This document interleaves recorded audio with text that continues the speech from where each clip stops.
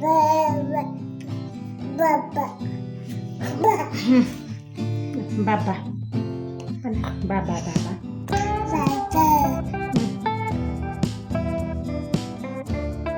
ಹಾಗೆ ನಾನು ಸ್ವಲ್ಪ ತುಪ್ಪ ಆ್ಯಡ್ ಮಾಡ್ತಾ ಇದ್ದೀನಿ.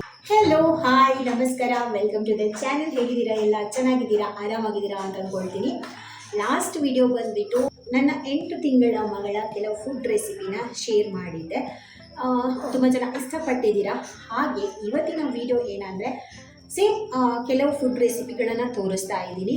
ಅಂದರೆ 8 ತಿಂಗಳಲ್ಲಿ ನಾನು ಅವಳಿಗೆ ಬೇರೆ ಬೇರೆ ರೀತಿಯಲ್ಲಿ ಫುಡ್ಗಳನ್ನು ಕೊಡ್ತಾ ಇದ್ದೀನಿ. ಸೊ ನಿಮ್ಮ ಜೊತೆನೂ ಅದನ್ನು ಶೇರ್ ಮಾಡ್ತೀನಿ. ಅದರ ಜೊತೆಗೆ ಇವತ್ತು ಅವಳಿಗೆ ನಾನು ಅಷ್ಟೇ ಏನು ಬೆಳಗ್ಗೆ ಮಧ್ಯಾಹ್ನ ರಾತ್ರಿ ಪ್ರಿಪೇರ್ ಮಾಡ್ತೀನಿ ಅಷ್ಟೇ ಕೊಡ್ತೀನ, ಅಥವಾ ದಿನದಲ್ಲಿ ಹೊತ್ತೊತ್ತಿಗೆ ಅವಳಿಗೆ ಏನೇನು ಫುಡ್ಗಳನ್ನು ಕೊಡ್ತೀನಿ ಅಂತ ಕೂಡ ಇರುತ್ತೆ ಈ ವಿಡಿಯೋದಲ್ಲಿ. ಸೊ ನಿಮಗೆ ಈ ಥರದ ವಿಡಿಯೋಗಳು ಇಷ್ಟ ಆಗ್ತಾ ಇದ್ದರೆ ನನ್ನ ಚಾನಲ್ಗೆ ಪ್ಲೀಸ್ ಸಬ್ಸ್ಕ್ರೈಬ್ ಮಾಡ್ಕೊಳ್ಳಿ. ಹಾಗೆ ಲೈಕ್, ಶೇರ್, ಕಾಮೆಂಟ್ ಎಲ್ಲ ಮಾಡಿ. ಖುಷಿಯಾಗುತ್ತೆ ನಿಮ್ಮ ಕಮೆಂಟ್ ಓದೋದಕ್ಕೆ. ಆ್ಯಂಡ್ ತುಂಬ ಜನ ಕಮೆಂಟಲ್ಲಿ ಏನಾದರೂ ಹೇಳ್ತಾ ಇರ್ತೀರಾ, ನಂಗೆ ನಿಜವಾಗ್ಲೂ ಹ್ಯಾಪಿ ಆಗುತ್ತೆ. ನೀವು ಒಬ್ಬೊಬ್ಬರು ಕೂಡ ಸಬ್ಸ್ಕ್ರೈಬ್ ಮಾಡಿದಾಗ ನಾನೇನೋ ವಿಡಿಯೋ ಮಾಡಿದ್ದಕ್ಕೆ ಸಾರ್ಥಕ ಅಂತ ಅನಿಸುತ್ತೆ. Thank you so much. ಇದೇ ರೀತಿ ಸಪೋರ್ಟ್ ಮಾಡ್ತಾ ಇರಿ. ಆ್ಯಂಡ್ ವಿಡಿಯೋನ ಜಾಸ್ತಿ ನೋಡಿ. ನಿಮಗೆ ಹೆಲ್ಪ್ ಆದರೆ ಪ್ಲೀಸ್ ವಿಡಿಯೋಗೊಂದು ಲೈಕ್ ಮಾಡಿ, ಆಯಿತಾ? ಹಾಗೆ ಇವಾಗ ಜಸ್ಟ್ ಎದ್ದಿದ್ದಾಳೆ. ಆ್ಯಂಡ್ ಬೆಳಿಗ್ಗೆಯಿಂದ ಏನಾಯಿತು ಅಂತ ಒಂದು ಸ್ವಲ್ಪ ನೋಡ್ಕೊಂಡು ಬನ್ನಿ. ಹಾಗೆ ನಾನು ಇವಾಗ ಎದ್ದ ಕೂಡಲೇ ನನ್ನ ಮಗಳಿಗೆ ಸ್ವಲ್ಪ ಬಜಾ ಕೊಡೋಣ ಅಂತ ಇದ್ದೀನಿ. ಯಾಕಂದ್ರೆ ತುಂಬ ದಿವಸ ಆಯಿತು ನಾನು ಬಜಾ ಕೊಡೋದೆ. ವಾರದಲ್ಲಿ 1 ಸಲ ಅಥವಾ 2 ಸಲ ಬಜಾ ಕೊಟ್ಟರೆ ಒಳ್ಳೆಯದು. ಆ್ಯಂಡ್ ತುಂಬ ದಿವಸ ಆಯಿತು, ಅಮ್ಮ ಕೂಡ ಕೇಳ್ತಾಯಿದ್ರು ಕೊಟ್ಟಿಯಾ ಅಂತ. ಇವಾಗ ಇದನ್ನು ಅರ್ದುಕೊಳ್ತೀನಿ. ನೀರಲ್ಲಿ ಹಾಕಿಟ್ಟಿದ್ದೆ, ಡ್ರೈ ಆಗಿರುತ್ತೆ ಅಲ್ವಾ, ಅರಿಯೋದಕ್ಕಾಗೋದಿಲ್ಲ. ಹಾಗಾಗಿ ನೀರಲ್ಲಿ ಹಾಕಿಟ್ಟಿದ್ದೆ. ಇವಾಗ ಅರ್ದು ಕೊಡಬೇಕು. ಸೊ ಇದು ನಾಲಿಗೆ ಕ್ಲಿಯರ್ ಆಗೋದಕ್ಕೆಲ್ಲ ತುಂಬ ಒಳ್ಳೆಯದು. ಆ್ಯಂಡ್ ಇವಾಗ ಫುಡ್ಡೆಲ್ಲ ಕೊಡ್ತೀವಲ್ವ, ನಾಲಿಗೆಯಲ್ಲಿ ವೈಟ್ ಕಲರ್ ಇದು ಅಗ್ರ ಥರ ಎಲ್ಲ ನಿಂತ್ಕೊಂಡು ಬಿಡುತ್ತೆ. ಸೊ ಬಜಾ ಅದನ್ನೆಲ್ಲ ಕ್ಲಿಯರ್ ಮಾಡುತ್ತೆ. ಹಾಗಾಗಿ ಬಜಾನ ಇವತ್ತು ಕೊಡ್ತಾ ಇದ್ದೀನಿ. ಸೊ ವಾರದಲ್ಲಿ 2 ಸಲ ಕೊಡಬೇಕು, ಕೊಟ್ಟರೆ ಒಳ್ಳೆಯದು. ಮಾತಾಡೋದಕ್ಕೆ, ನಾಲಿಗೆ ಹೊರಳೋದಕ್ಕೆಲ್ಲ ತುಂಬಾ ಹೆಲ್ಪ್ ಆಗುತ್ತೆ ಬಜಾ. ಕೆಲವರು ಎದೆ ಹಾಲಲ್ಲಿ ಸೇರಿಸಿ ಕೊಡ್ತಾರೆ. ನಾನು ಹೀಗೇನೆ ಬರೀ ಇದನ್ನೇ ಅರ್ದು ಬಿಟ್ಟು ಕೊಡ್ತೀನಿ. ಸೊ ಖಾಲಿ ಹೊಟ್ಟೆಗೆ, ಅಂದರೆ ಎದ್ದು ಕೂಡಲೇ ಬೆಳಗ್ಗಿನ ಜಾವ ಕೊಟ್ರೇನು ಒಳ್ಳೆಯದು. ಸೊ ನಾನು ಇವಾಗ ಒಂದು ಬ್ರೇಕ್ಫಾಸ್ಟಿಗಿಂತ ಸ್ವಲ್ಪ ಮುಂಚೆ ಅವಳಿಗೆ ಇದನ್ನು ಕೊಡ್ತೀನಿ ಅಷ್ಟೇ. ಇಷ್ಟು ನಾನು ಅರ್ದಿದ್ದೀನಿ ಬಜಾನ. ಇದನ್ನು ಜಸ್ಟ್ ನಾಲ್ಗೆಗೆ ತಾಗಿಸಿದ್ರೆ ಆಯಿತು.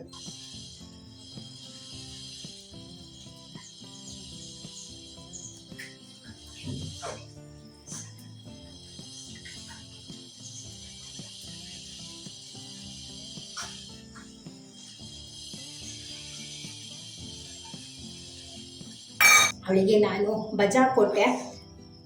ಅವಳಿಗೆ ಏನು ಅನಿಸಿಲ್ಲ. ನಾನೇ ಕೊಡುವಾಗ ಈ ಅಂತ ನಾನು ಎಕ್ಸ್ಪ್ರೆಷನ್ ಕೊಡ್ತಾ ಇದ್ದೆ. ಬಟ್ ಅವಳೇನು ಬಜಾಕ್ಕೆ ಎಕ್ಸ್ಪ್ರೆಷನ್ ಕೊಡೋದಿಲ್ಲ. ಖುಷಿ ಆಯಿತು ಏನೋ ಕೊಟ್ಟಳು ಅಂತ. ಆ್ಯಂಡ್ ಏನೋ ಕೊಟ್ಟರು ಅಂತ ಖುಷಿ ಆಯಿತು ಅವಳಿಗೆ. ಆ್ಯಂಡ್ ಇವಾಗ ಬ್ರೇಕ್ಫಾಸ್ಟ್ ತಿನ್ನಬೇಕು. ಇವತ್ತು ಎದ್ದಿದ್ದು ಲೇಟು, ಚಳಿ ಇಲ್ಲಿ, ಹಾಗಾಗಿ ಚೆನ್ನಾಗಿ ಮಲ್ಕೊಂಡಿದ್ದು. ಇವಾಗ ಎದ್ಲು. ಇವಾಗ ಅವಳಿಗೆ ಬ್ರೇಕ್ಫಾಸ್ಟ್ ಕೊಡಬೇಕು. ನಾನು ರೆಡಿ ಮಾಡಿ ಇಟ್ಟಿದ್ದೀನಿ. ಇವತ್ತಿನ ನನ್ನ ಮಗಳ ಬ್ರೇಕ್ಫಾಸ್ಟಿಗೆ ಸಾಬುದಾನ ಅಥವಾ ಸಾಗುನ ತಗೊಂಡಿದ್ದೀನಿ. 1/4 ಕಪ್ಪಾಗುವಷ್ಟು ಇದೆ. ಅದರ ಜೊತೆಗೆ ಸ್ವಲ್ಪ ತೆಂಗಿನಕಾಯಿ ತುರಿ ಮತ್ತು 2 ಬಾದಾಮನ್ನ ತಗೊಂಡಿದ್ದೀನಿ. ಹಾಗೆ ಈ ಸಾಬುದಾನನ ನಾನಿವಾಗ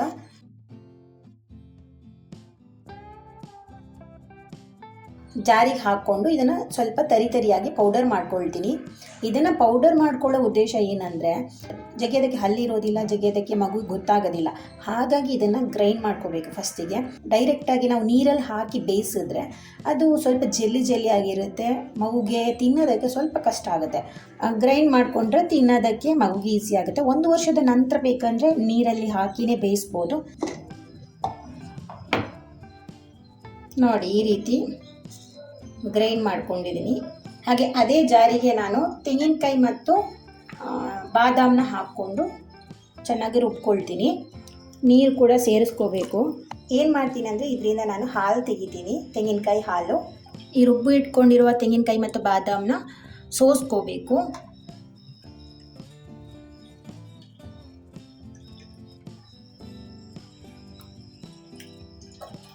ನಾನು 2ನೇ ಸಲ ಅದನ್ನು ರುಬ್ಕೊಂಡಿದ್ದೀನಿ. ಇವಾಗ ಗ್ಯಾಸ್ ಆನ್ ಮಾಡ್ಕೊಂಡಿದ್ದೀನಿ. ಹಾಗೆ ಅದಕ್ಕೇ ಈ ಸಾಬುದಾನ ಏನು ಪೌಡರ್ ಮಾಡಿ ಇಟ್ಕೊಂಡಿದ್ದೆ ಅದನ್ನು ಆ್ಯಡ್ ಮಾಡ್ತೀನಿ. ಇದು ಕುದೀತಾ ಇಲ್ಲ, ಅದಕ್ಕಿಂತ ಮುಂಚೆನೇ ಆ್ಯಡ್ ಮಾಡ್ತಾ ಇದ್ದೀನಿ. ಯಾಕಂದರೆ ಇದು ಕೂಡ ಅದರ ಒಟ್ಟಿಗೆ ಬೇಯಬೇಕು. ಹಾಗೆ ಇದನ್ನು ಚೆನ್ನಾಗಿ ಕಲಕ್ಕೊಂಡು 2-3 ಕುದಿ ಬರಬೇಕು. ಆವಾಗಲೇ ಇದು ಚೆನ್ನಾಗಿ ಬೇಯುತ್ತೆ, ಹಾಗೆ ಗಟ್ಟಿ ಕೂಡ ಆಗುತ್ತೆ. ಆ್ಯಂಡ್ ಎಷ್ಟು ಜನಕ್ಕೆ ಗೊತ್ತು ಈ ಸಾಬುದಾನ ಅಥವಾ ಸಾಗುನ ಮರಗೆಣಸಿಂದ ಮಾಡ್ತಾರೆ ಅಂತ? ನನಗೆ ಫಸ್ಟಿಗೆ ಗೊತ್ತೇ ಇರಲಿಲ್ಲ ಇದು ಯಾವುದರಿಂದ ಮಾಡ್ತಾರೆ ಅಂತ. ಇದು ಮರಗೆಣಸಿಂದ ಮಾಡುವಂಥದ್ದು. ಹಾಗಾಗಿ ಈ ಒಂದು ಸಾಬುದಾನ ಮಕ್ಕಳಿಗೆ ಒಳ್ಳೆಯದು, ವೆಯ್ಟ್ ಗೇನಿಗೆಲ್ಲ ಅಂತ ಹೇಳೋದು. ನೋಡಿ, ಇಲ್ಲಿಗೆ ನಾನು ಆಫ್ ಮಾಡ್ತೀನಿ. ಇದು ಚೆನ್ನಾಗಿ ಬೆಂದಿದೆ, ಎಲ್ಲೂ ವೈಟ್ ಇಲ್ಲ. ಕಲರ್ ಕೂಡ ಅಷ್ಟೇ ಚೇಂಜ್ ಆಗಿದೆ, ಅಂದರೆ ವೈಟ್ ಇರುತ್ತಲ್ಲ ಅದರಿಂದ ಚೇಂಜ್ ಆಗಿದೆ. ಸೊ ಚೆನ್ನಾಗಿ ಬೆಂದಿದೆ. ಇವಾಗ ಇದನ್ನು ಆಫ್ ಮಾಡಿಕೊಂಡು ಬೌಲಿಗೆ ಹಾಕ್ಕೊಳ್ತೀನಿ. ಕೆಲವರು ಬೆಲ್ಲ ಎಲ್ಲ ಹಾಕ್ತಾರೆ ಸ್ವೀಟಿಗೆ. ನಾನು ಇಲ್ಲಿ ತನಕ ಅವಳಿಗೆ ಯಾವುದೇ ಸ್ವೀಟನ್ನ ಆ್ಯಡ್ ಮಾಡಿ ಕೊಟ್ಟಿಲ್ಲ. ಬೇಕಂದರೆ ಖರ್ಜೂರನ ನಾವು ಸೇರಿಸ್ಬೋದು ಸ್ವೀಟ್ ಬೇಕಂದರೆ. ಇದು ಒಂದು ದೊಡ್ಡ ಬೌಲು, ಫುಲ್ಲು ನಾನು ಯಾವತ್ತೂ ಕೊಡೋದಿಲ್ಲ. ಕಾಲು ಭಾಗದಷ್ಟು ಮಾತ್ರ ನಾನು ಅವಳಿಗೆ ತಿನ್ನಿಸೋದು. ಇಷ್ಟನ್ನೇ ಅವಳು ತಿನ್ನೋದಕ್ಕೆ, ಅಂದರೆ ಲಾಸ್ಟಿಗೆ ತಿನ್ನೋದಕ್ಕೆ ಕಷ್ಟಪಡ್ತಾಳೆ. ಹಾಗಾಗಿ ನಾನು ಇಷ್ಟೇ ಕೊಡ್ತೀನಿ.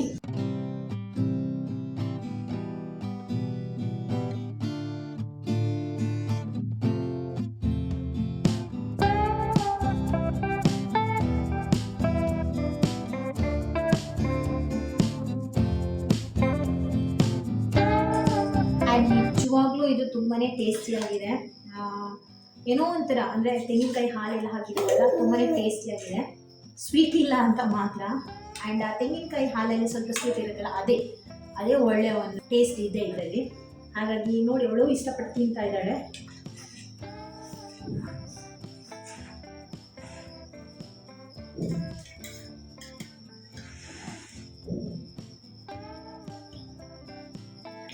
ನೀರು ಕೊಟ್ಟರೆ ಅಂತೂ ಪೂ ಮಾಡಿ ಫುಲ್ಲು ಉದ್ಬಿಡ್ತಾಳೆ.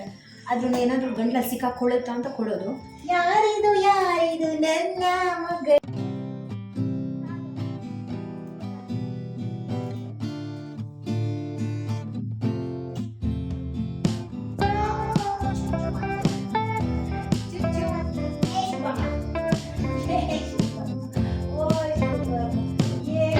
ಒಂದು 12:45 ಹಂಗೆ ಎದ್ದಿದ್ದಾಳೆ. ಇವಾಗ ಟೈಮ್ ಬಂದುಬಿಟ್ಟು 1 ಗಂಟೆ ಆಗಿದೆ. ಫೀಡೆಲ್ಲ ಮಾಡಾದಮೇಲೆ ಮಲಗ್ತಾ ಇಲ್ಲ, ಆಟ ಆಡ್ತಾ ಇದ್ದಾಳೆ. ಇದು ಯಾವತ್ತೂ ಹೀಗೇನೆ ಅವಳು. ಒಂದು ನಿದ್ದೆ ಆದಮೇಲೆ ಎಷ್ಟು ಫೀಡ್ ಮಾಡಿದ್ರು ಮತ್ತು ತೂಗಿದ್ರು ಮಲಗಲ್ಲ. ಸೊ ಆ ಟೈಮಲ್ಲಿ ನಾನು ಅವಳಿಗೆ ಫ್ರೂಟ್ಸ್ ಕೊಡ್ತೀನಿ. ಇದು ಬಂದು ಇವತ್ತು ಆರೆಂಜ್ ಕೊಡ್ತಾ ಇದ್ದೀನಿ. ಆ್ಯಕ್ಚುಲಿ ಒಂದು 2 ದಿವಸದ ಹಿಂದೆಯಿಂದ ನಾನು ಆರೆಂಜ್ ಕೊಡ್ತಾ ಇದ್ದೀನಿ ಅವಳಿಗೆ. ಅವಳು ಇಷ್ಟಪಡ್ತಾಳೆ, ಆದರೆ ಕೆಲವೊಂದೊಂದು ಸ್ವೀಟ್ ಇರುತ್ತೆ, ಕೆಲವೊಂದು ಸ್ವೀಟ್ ಇರೋದಿಲ್ಲ. ಸೊ ಇಲ್ಲಿ ಮೇಲೆ ಇಟ್ಟಿದ್ದೀನಿ, ಅವಾಗದಿಂದ ಕಾಯ್ತಾ ಇದ್ದಾಳೆ ಯಾವಾಗ ಕೊಡ್ತಾಳೆ ಅಂತ. ಅವಳಿಗೆ ಈ ರೀತಿ ತಿನ್ನೋದಕ್ಕೆ ಇಷ್ಟ, ಅಂದರೆ ಅವಳೇ ಕೈ ಹಾಕಿ ತಿನ್ನೋದಕ್ಕೆ ಇಷ್ಟ. ಬಟ್ ನಾನು ಈ ರೀತಿ ಕೊಡೋದಿಲ್ಲ, ಬೀಜ ಎಲ್ಲ ಇರುತ್ತಲ್ಲ ಹಾಗಾಗಿ. ಸೊ ಇದರಲ್ಲಿ ಹಾಕಿದ್ರೆ ಅಷ್ಟೊಂದು ತಿನ್ನೋದಿಲ್ಲ. ಬಟ್ ಇವಾಗ ನಾನು ಇದರಲ್ಲೇ ಹಾಕಿ ಕೊಡೋದು ಅವಳಿಗೆ. ಇದರಲ್ಲಿ ಬೀಜ ಬಂದ್ರೂ ಹೊಟ್ಟೆಗೆ ಹೋಗೋದಿಲ್ಲ. ನೋಡಿ ಜೋರು ಅರ್ಜೆಂಟ್ ಆಗ್ತಾ ಇದೆ.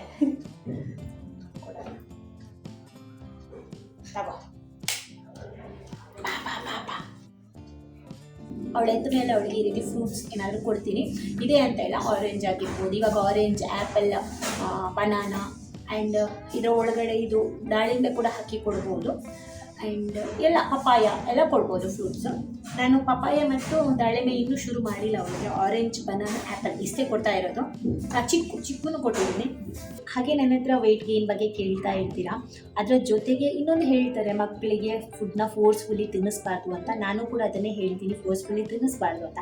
ಆದರೆ ತಿನ್ನಿಸೋದೇ ಇರೋದಕ್ಕೂ ಆಗೋದಿಲ್ಲ. ಯಾಕೆಂದರೆ ನಾವು ಫಸ್ಟಿಗೆ ಮಕ್ಕಳಿಗೆ ಫುಡ್ ಮೇಲೆ ಇಂಟ್ರೆಸ್ಟ್ ಬರೆಸ್ಬೇಕು.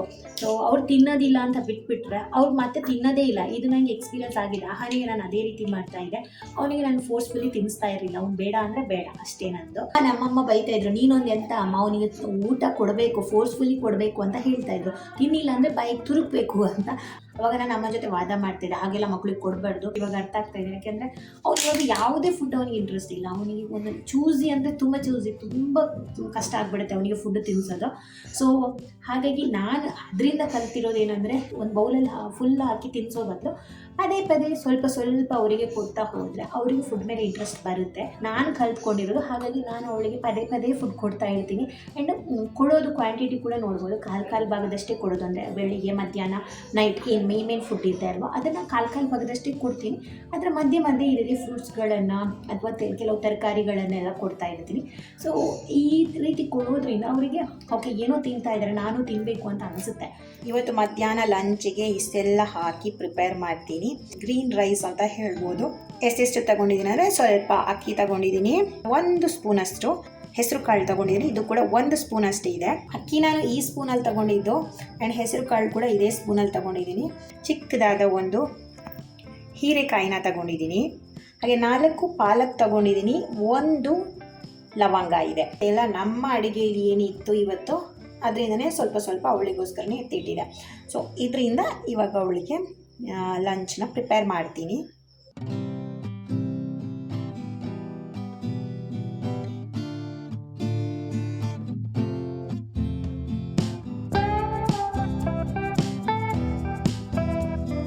ಹಾಗೆ ನೀರು 3 ಬೌಲಷ್ಟು ಹಾಕ್ಕೊಂಡಿದ್ದೀನಿ. ಹೆಸರು ಕಾಳು ಇರೋದ್ರಿಂದ ಸಾಕಾಗಲ್ಲ ಅಂತ ಅಂದ್ಕೊಂಡು ಹಾಕಿದ್ದೀನಿ.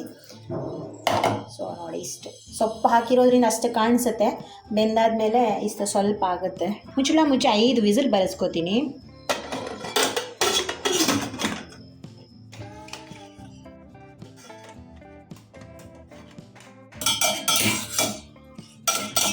ನಾನು ಇಷ್ಟು ಮಾಡ್ಕೊಂಡಿದ್ದೀನಿ. ಇದನ್ನೆಲ್ಲ ಇವಾಗ ಮ್ಯಾಶ್ ಮಾಡ್ಕೊಳ್ತೀನಿ.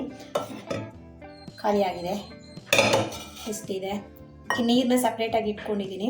ಸೊ ಬೇಕಂದರೆ ಮ್ಯಾಶ್ ಮಾಡಿದಾಗ ಏನಾದರೂ ಗಟ್ಟಿ ಆದರೆ ಈ ನೀರನ್ನ ಸೇರಿಸ್ಕೊಳ್ತೀನಿ.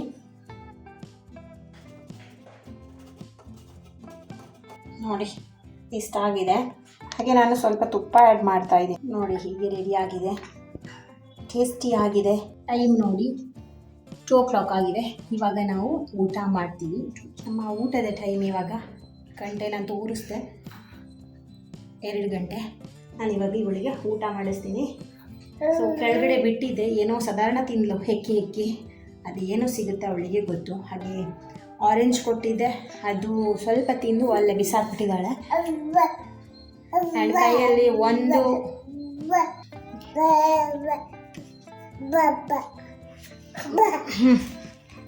ಬಾಬಾ ಬಾಬಾ ಬಾಬಾ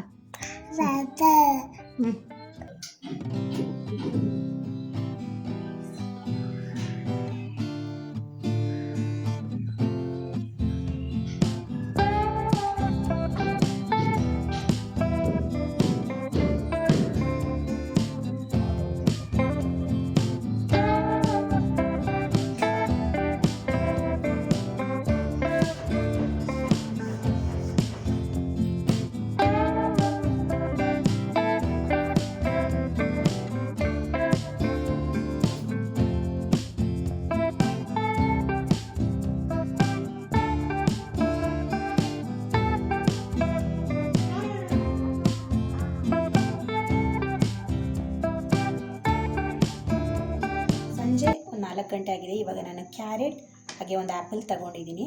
ಸೊ ಇದು ಎರಡನ್ನು ನಾನು ಇವಾಗ ಸ್ಟೀಮ್ ಮಾಡ್ಕೊಳ್ತೀನಿ. ಹಾಗಾಗಿ ಅಂದರೆ ಬೇರೆ ಬೇರೆ ಟೈಮಲ್ಲಿ ಕೊಡೋದು ನಾನು ಇದನ್ನು, ಆದರೆ ಒಟ್ಟಿಗೆ ಸ್ಟೀಮ್ ಮಾಡ್ಕೊಳ್ತೀನಿ. ಟೈಮ್ ಉಳಿಯುತ್ತೆ, ಹಾಗೆ ಗ್ಯಾಸ್ ಉಳಿಯುತ್ತೆ ಎಲ್ಲನೂ. ಇದನ್ನು ಈ ರೀತಿ ಸ್ವಲ್ಪ ತಕ್ಕೊಂಡು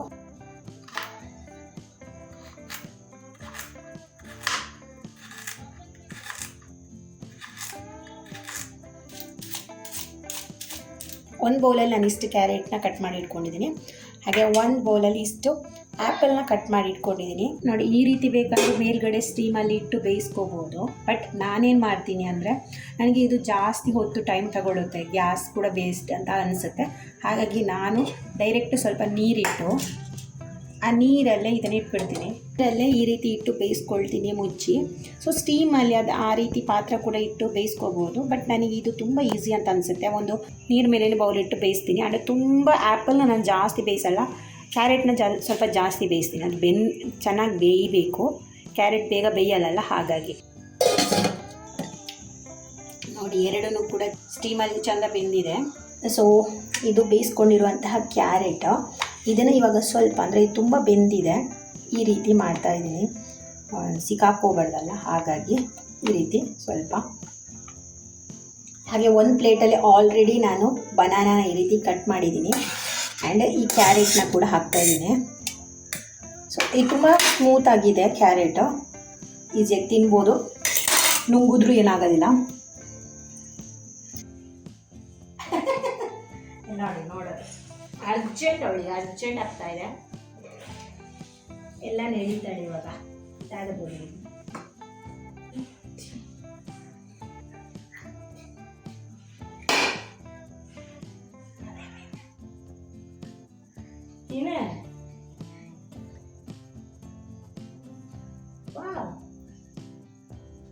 ಅದೆಲ್ಲ ಹೋಯ್ತು ಪುಡಿ ಪುಡಿಯಾಗಿ.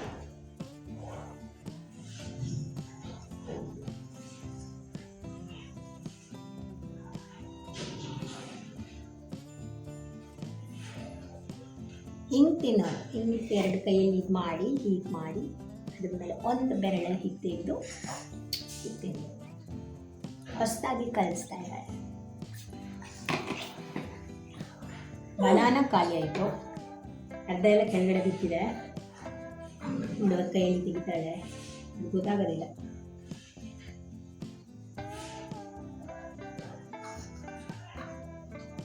ಇದು ತಿಂದಾಗಿ ಸ್ವಲ್ಪ ಹೊತ್ತಾದ ಮೇಲೆ, ನಾನು ಒಂದು ಅರ್ಧ ಗಂಟೆ ಆದಮೇಲೆ ಅವಾಗಲೇ ಆ್ಯಪಲ್ ಬೇಯಿಸಿದ್ದಲ್ಲ ಅದನ್ನು ಚೆನ್ನಾಗಿ ಮ್ಯಾಶ್ ಮಾಡಿ ಕೊಡ್ತೀನಿ. ಇವಾಗ ಟೈಮ್ ಎಷ್ಟು ಗಂಟೆ ಗೊತ್ತಾ?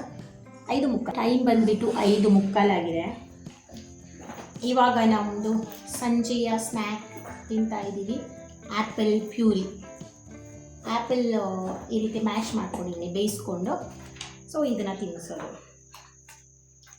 ಇದು ಅವಳ ತುಂಬಾ ಫೇವ್ರೇಟ್ ಆದ ಒಂದು ಫ್ರೂಟು ಅಥವಾ ಫುಡ್ ಅಂತ ಹೇಳ್ಬೋದು. ತುಂಬ ಇಷ್ಟಪಡ್ತಾಳೆ. ಎವ್ರಿ ಈವ್ನಿಂಗ್ ಅವಳಿಗೆ ಆ್ಯಪಲ್ ನಾನು ಮಿಸ್ ಮಾಡೋದಿಲ್ಲ. ಆಲ್ಮೋಸ್ಟ್ ಆಗಿ ಆ್ಯಪಲಿಂದ ಏನು ಮಾಡಿಕೊಟ್ರು ತಿಂತಾಳೆ ಇಷ್ಟಪಟ್ಟು. No no. ಇವಾಗ ಟೈಮ್ ಬಂದುಬಿಟ್ಟು 7 ಗಂಟೆ ಆಗಿದೆ. ಟೈಮ್ ಆಗೋಯ್ತು. ಅವನು ಹೋಮ್ವರ್ಕ್ ಎಲ್ಲ ಇತ್ತು, ಅದು ಮಾಡೋ ಹೊತ್ತಿಗೆ ಇದು ಲೇಟ್ ಆಯಿತು.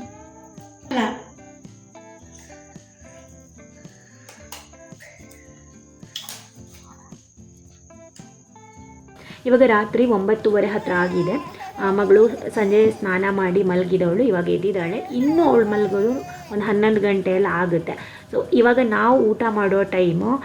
ನಾನೇನು ಇವತ್ತು ಅವಳಿಗೆ ಸ್ಪೆಷಲಾಗಿ ಕೊಡ್ತಾಯಿಲ್ಲ. ನಾನೇನು ನಮಗೆ ಮಾಡ್ಕೊಂಡಿದ್ದೀನಿ ಬಾಯ್ಲ್ಡ್ ರೈಸ್, ಅದನ್ನೇ ಸ್ವಲ್ಪ ಹರ್ಕೊಂಡು ಅವಳಿಗೆ ಕೊಡ್ತೀನಿ. ಅಂದರೆ ನಿಜವಾಗ್ಲೂ 9:30 ನಂತರ ಎಲ್ಲ ನಾವು ಊಟನೇ ಕೊಡಬಾರ್ದು ಮಕ್ಕಳಿಗೆ. 9 ಗಂಟೆ ನಂತರ ಊಟ ಕೊಡಬಾರ್ದು, ಡೈಜೆಸ್ಟ್ ಆಗೋದಿಲ್ಲ.